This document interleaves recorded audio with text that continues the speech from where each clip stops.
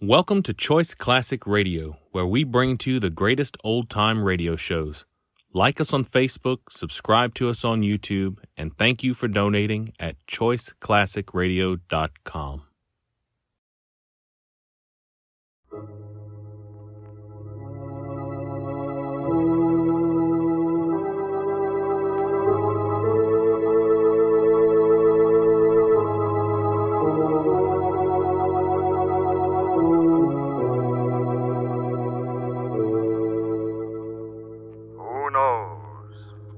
What evil lurks in the hearts of men?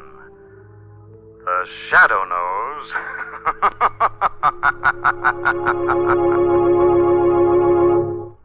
Once again, the Mutual Network brings you the thrilling adventures of the Shadow, the hard and relentless fight of one man against the forces of evil. These dramatizations are designed to demonstrate forcibly to old and young alike that crime does not pay. Since Pearl Harbor, over 500,000 victims of 869 domestic disasters have been given food, clothing, shelter, and medical care by your Red Cross. Yes, even in spite of war, Red Cross carried on the home front, for disaster is no respecter of war. When tragedies occur, Red Cross disaster workers are on the scene immediately. But your Red Cross is present not only in time of disaster, it is also with our men still overseas, our wounded in the hospitals, and our veterans who are struggling to try and readjust themselves to the problems of civilian life.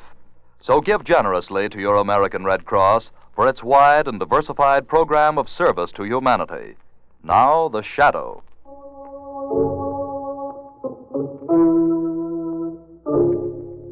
The Shadow, who aids the forces of law and order, is in reality Lamont Cranston, wealthy young man about town.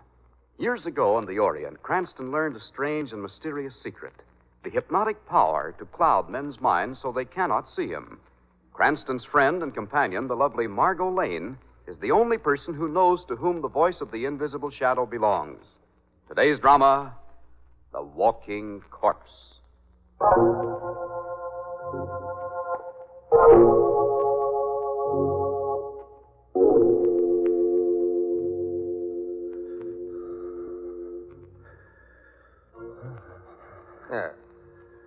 You are finally awake. What's happened? You've been asleep, in a very deep sleep, for quite some time. Where am I? I don't remember this place. That is quite natural. You have been through a very strange experience. Yes, very strange. I don't understand. I don't even know who I am. You don't? And you don't remember what you have done? I can't remember anything. Then look in that long mirror over there. Look at your shaved head, the burns on your wrists and ankles, your slit trouser leg. Now, do you know who you are? No, it can't be. I couldn't have come back. Do you doubt your own eyes? Do you? No, I guess not. Very well, then. Now, hold out your hand. Good.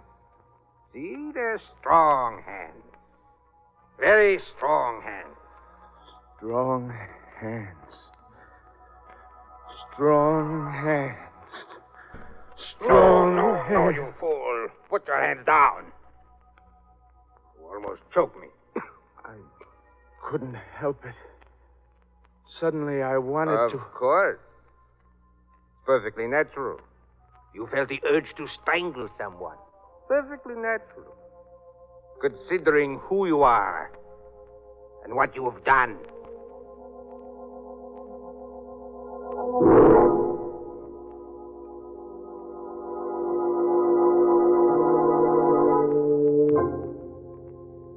Lamont, this is Helen Borelli. She's one of the girls I advised down at the settlement house, and I told her you might be able to help her. I'll be glad to do whatever I can, Margot. Well, tell me, Miss Burley, how long has your brother been missing? He hasn't been home for a couple of weeks or more. I'm awfully worried, Mr. Cranston. Have you reported your brother's disappearance to the police, Miss No. Joe's always been kind of afraid of the police. Do you have any idea why, Helen? No, unless it had something to do with the cult. Your brother was a member of a cult?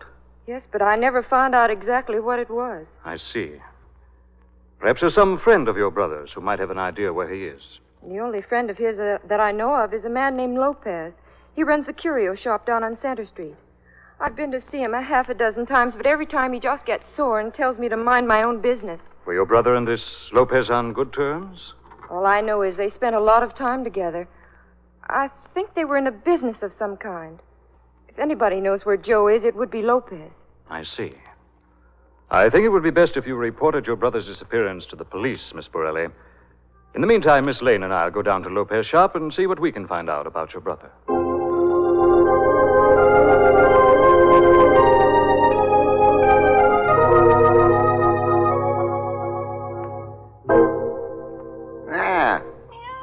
Let us see how the little music box works, Toby. And this ought to play perfectly now. Lopez will get a fine price for this one, eh, Toby? Perhaps people will wonder how a poor little shopkeeper like Lopez could get such a precious little curio. But what they don't know won't hurt them, eh, Toby? Customer. What is the matter, Toby? It is only a customer in the front of the shop. Toby, why do you arch your back so? Quiet, quiet, Toby. He's coming back. Oh, I am sorry, sir. I was coming right out. Who are you? What are you? Don't come any closer, don't. I called for help, but...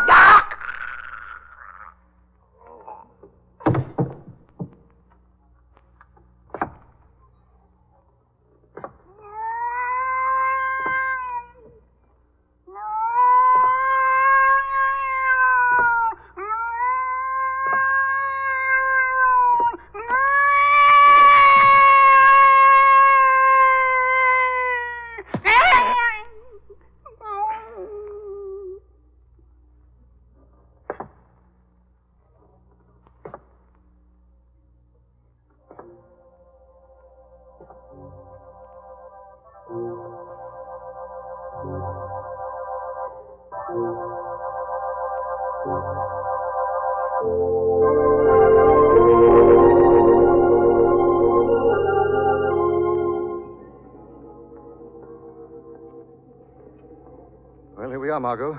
This is Lopez's shop. Oh, Lamont, look at those old statuettes he has in the window. That's queer looking, aren't they? Yes, but... Now, let's go in. All right.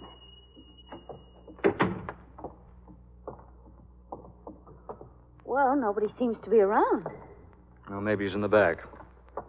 Mr. Lopez certainly has an unusual assortment of gadgets. Oh, look at these strange little figures on that shelf. They look like native charms. You mean the kind that ward off evil spells? Probably. Well, I wonder what this Lopez is. Looks like a back room behind those curtains there. I'll see if he's back there. Lopez! Lopez! Lamont, you should see this little clock here. It's the most exquisite... Wait, stop. What is it? Don't come back here, darling. What's happened? Lamont, what is it? There's a man back there, Margot. He's been strangled to death. Oh. Do you think it's Helen's brother? No, Margot, not from the description she gave of him. Lopez? I'm afraid so. What's that you're holding? Something I saw lying near the body. Looks like a small glove. Little piece of black cloth cut out in the shape of a hand. Something sewed up inside it. I wonder if... I'll slit it open with my penknife. There. Empty it on this counter. Why, it's a tiny piece of bone. And some dust. Now, this is getting very interesting, Margot. What does it mean, Lamont? Unless I'm very much mistaken, this little symbol is voodoo. Voodoo? Yes. The little black hand is a voodoo calling card of death in the black magic cult of Haiti. And Helen Borelli said her brother belonged to a cult? Yes. And if the cult Borelli belonged to was voodoo, I think I know someone who can give us information about him. Who? Mama Segreto. Who's she? An old native woman from the West Indies. Oh, darling, you know the strangest people. She's helped me out before, put me on the track of several underworld characters. We're going to phone the police, Margot, and report Lopez's murder. Then I think we'd better drop in on Mama Segreto.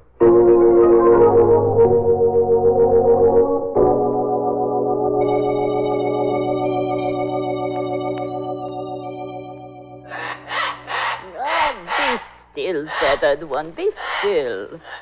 You must forgive my pet bird, Mr. Cranston. He still thinks he is on the island. Mama Segreto, we've come for some information. Well, what do you wish to know? We're looking for a man named Borelli. Borelli is no longer one of us. Do not seek him here. Then he was a member of the voodoo cult. Yes. Yes, he was, but he is no longer one of us. Do you know where Borelli is now, Mama Segreto? No. The man Borelli is evil. We do not allow criminals among our people. How do you know he's a criminal, Mama Segreto? It has come to my knowledge. A man by the name of Lopez was strangled this morning. Lopez? Yes. Do you know him? No. No, I do not know him. This little black hand was found near his body. You recognize it? It is voodoo. Lopez had many native curios in his shop. Perhaps Lopez stole them from a native burial ground. Perhaps the cult appointed Joe Borelli to avenge the wrong, and perhaps you're hiding Joe Borelli in this house right now, Mama Segreto. No, the man Borelli is a lawbreaker, a criminal. I know nothing about Borelli. Nothing.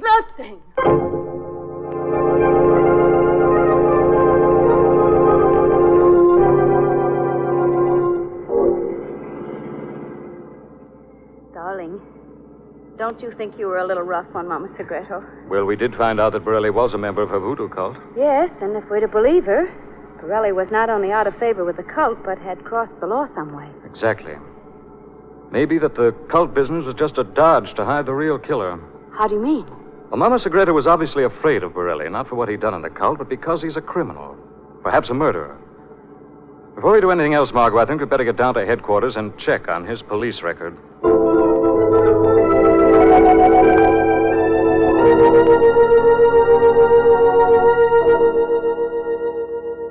Hello, Lamont. Margot. Hello, Mr. Weston. Well, I suppose you two want to get the latest dope on that Lopez murder you reported. Yes, Commissioner. Anything new turn up? Well, we've got a dragnet out for Borelli, but we're not going to have to wait for the boys to bring him in to find out who the killer is. You know who the killer is now, Commissioner? We will in a few minutes. We found the killer's fingerprints all over Lopez's collar.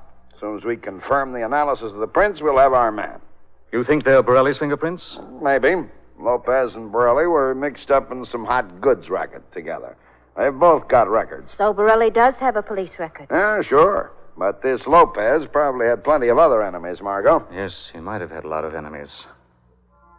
Commissioner, did you know that there was a West Indian voodoo cult in this city? Voodoo cult? That Lopez was mixed up in it in some way? Now, wait a second, Cranston. You're not going to sit there and tell me that this murder had something to do with a voodoo cult. Commissioner, about those prints in the Lopez case. Oh, what about them? I've checked and rechecked them, and they don't make sense. What are you talking about? Those fingerprints we found with Lopez belong to Peter Dorn. Peter Dorn? Not the same Yes, one. Commissioner, the same one. They're the prints of Peter Dorn, the killer who was electrocuted at the penitentiary last month.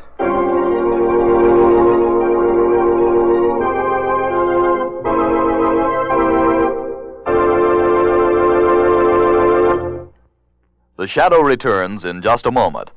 Friends, the shooting war is over, but your Red Cross is still in there fighting, planning new invasions against suffering, hunger, and loneliness. And speaking of loneliness, let's not forget the Low Point boys still overseas. There are more than 1,500,000 of them spread out all over the world, including godforsaken islands in the Pacific. Many of us already have forgotten, but your Red Cross never forgets. It's still there with our rear guard, helping to make life a little brighter, helping to ease the burden. Yes, the job of the Army of Occupation, according to both Generals Eisenhower and MacArthur, would be 10 times tougher if it were not for Red Cross activities overseas. The Red Cross Club is G.I. Joe's home away from home, and wherever he sees the sign of the Red Cross, he knows that America isn't really thousands of miles away. So, give as generously as you can to help your Red Cross fight this battle against loneliness, as well as all its other conflicts with disaster and suffering. Give generously to the Red Cross for its wide and diversified program of service to humanity. Now, back to the Shadow.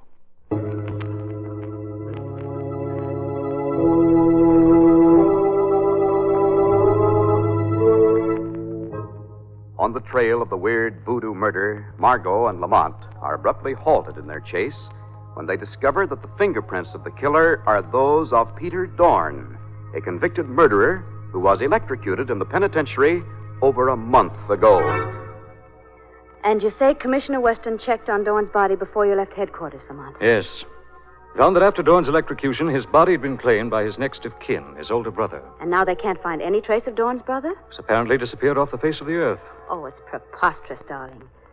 A man strangled to death by an electrocuted convict. It's the fantastic part of it, Margot. Strangulation was Peter Dorn's specialty. He had a strange mania of whistling a little tune before he choked his victims to death. I remember his pictures in the papers. He was horrible. Those eyes, that thin white face. And one of the strongest of the voodoo's beliefs is in the zombie, the walking dead. Oh, darling, there must be some rational explanation for this thing. Well, there's got to be. I wonder. Margot, I think it's time the Shadow took a hand in this voodoo mystery. The trail seems to lead right back to Mama Segreto. She didn't tell us much the first time, but now the Shadow is going to get the real story.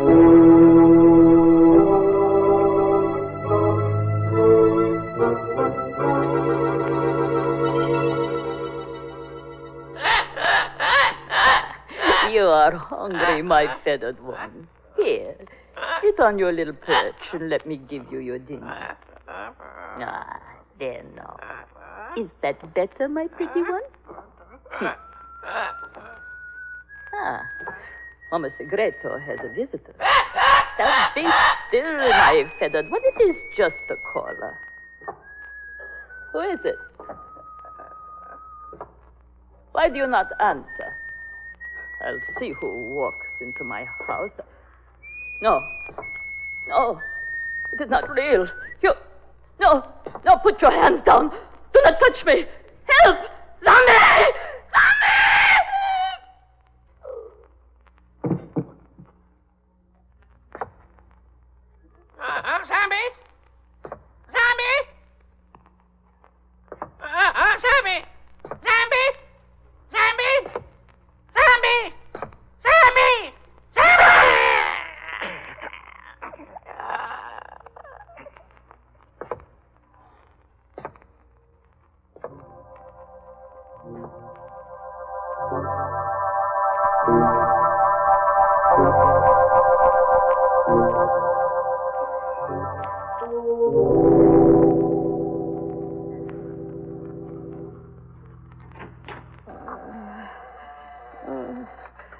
Who comes in? Is it the zombie again? Come back to finish your job of murder? This is the Shadow, Mama Segreto. I'm here to help you. What has happened? I cannot see you, but you cannot help me. I am already dying. Marks on the throat like those on Lopez. The Shadow cannot save your life now, Mama Segreto, but he can avenge this wicked deed. Who attacked you, Mama Segreto? Zombie, the walking dead. The walking dead? He wore the garb of the condemned. Wrists burned, trouser legs slit, head shaved. Had you ever seen this man before? Yes. In life, he was one called Peter Dorn. Peter Dorn? Listen to me closely, Mama Segreto. What connection is there between Dorn and Joe Borelli, the member of your cult who disappeared? None. There is no connection. But you do know something of Borelli's disappearance, don't you? Yes, I have lied to others, but I will tell you the truth. Borelli was here some time ago with one called Lopez. They had done evil, and the police had shot Borelli. He was badly hurt. Did he die here in your house? No. A man who called himself a doctor came and took him away. Where can the Shadow find this doctor, Mama Segreto? I have his name. All information hidden in the little face. There.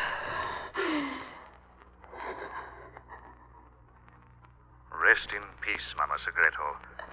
The Shadow will avenge your death.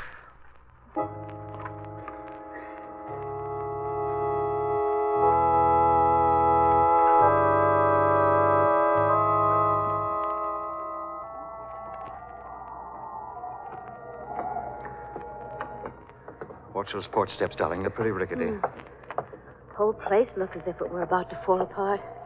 This is the doctor's place, all right, according to Mama Segreto's note. Looks like something out of Poe. Shutters half off their hinges. Overgrown bushes in the yard. It does look deserted. No lights in any of the front rooms. No. Marco, listen.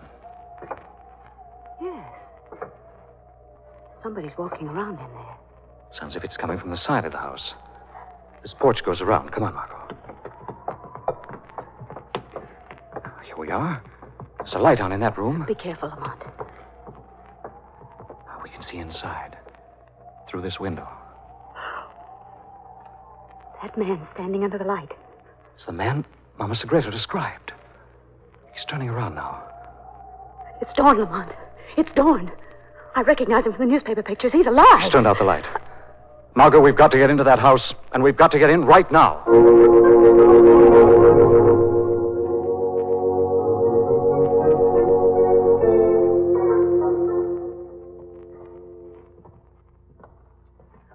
But we've been all over the upper part of the house, Lamont. There wasn't a sign of anyone. I don't know how he could have gotten away.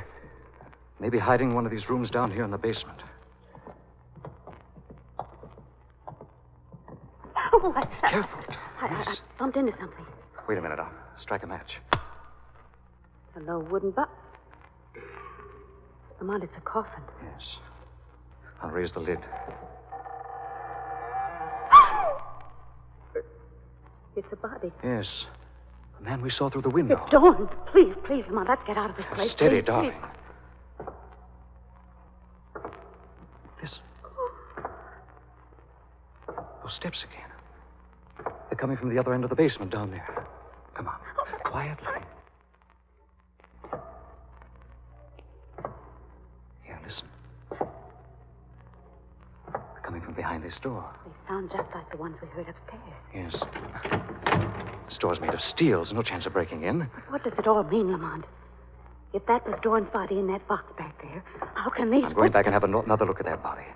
If what I suspect is true... What? There isn't time to explain now. Come on. The box was somewhere near here. Here, darling, light another match.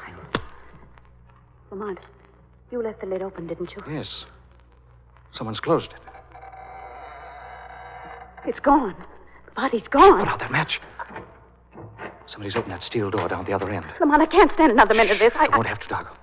We'll duck upstairs and get you safely out. And I want you to phone the police. Tell Weston to get here as fast as he can. What are you going to do? The Shadow is going to have a talk with that zombie.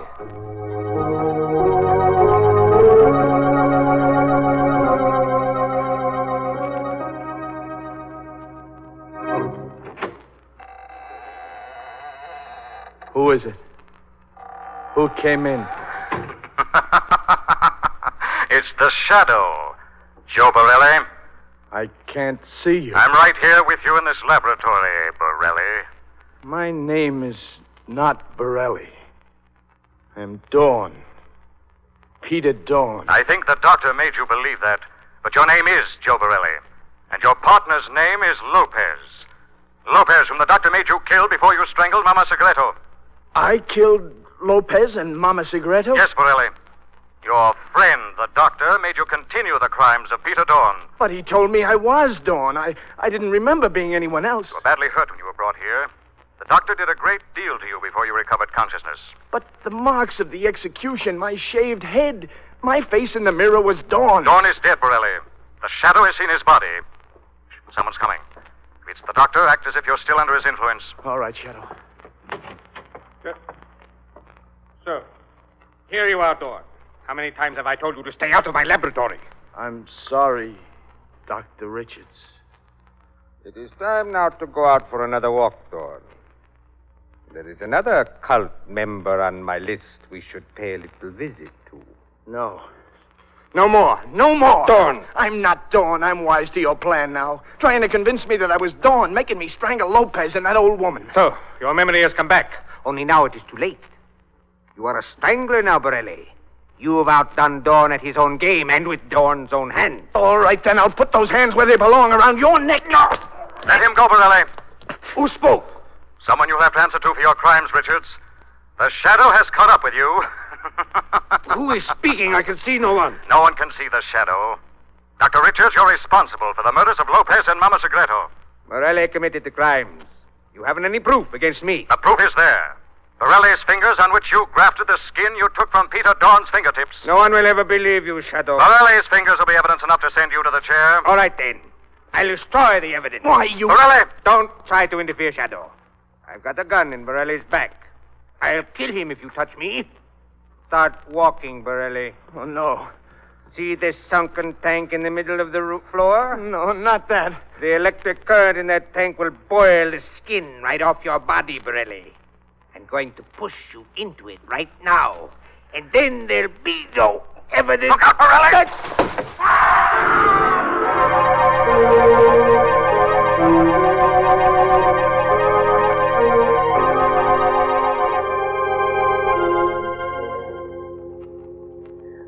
Lamont, what happened down there in the laboratory after you sent me for the police?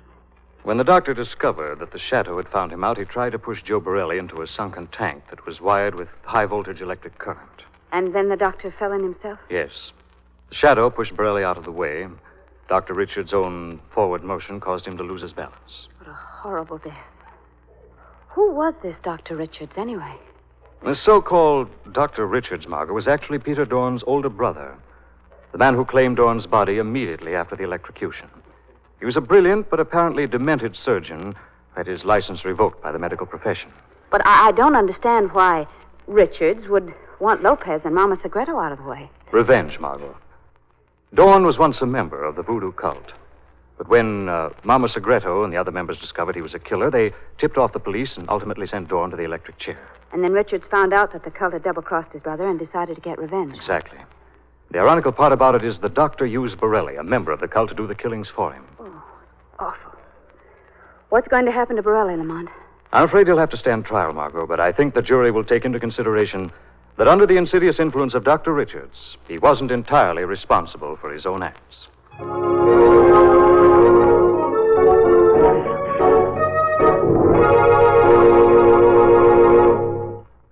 A long time ago, a profound philosopher said, "The habit of saving is itself an education. It fosters every virtue, teaches self-denial, trains to forethought, and so broadens the mind." These words are particularly significant today, because for the past 4 years, the American people have saved $45 billion in war savings bonds alone. All of you invested your dollars in bonds because you knew that it was one of the best ways you could contribute to the winning of the war. However, saving became a habit, and most of you learned to like it because you, like the philosopher, realized that saving is an education in itself. Now you have the opportunity to continue this habit by keeping up your regular purchases of United States savings bonds. They're the same bonds you bought during the war, and you can still purchase them through payroll savings.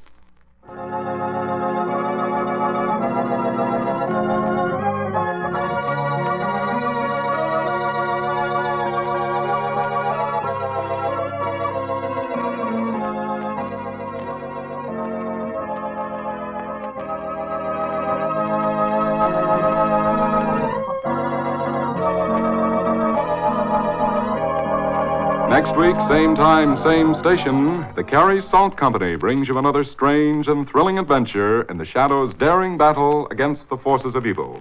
Don't miss it. Meanwhile, farmers and ranchers, be sure to get your new Carrie Farm record book, free at your dealers, or send 10 cents to Carrie Salt in care of this station.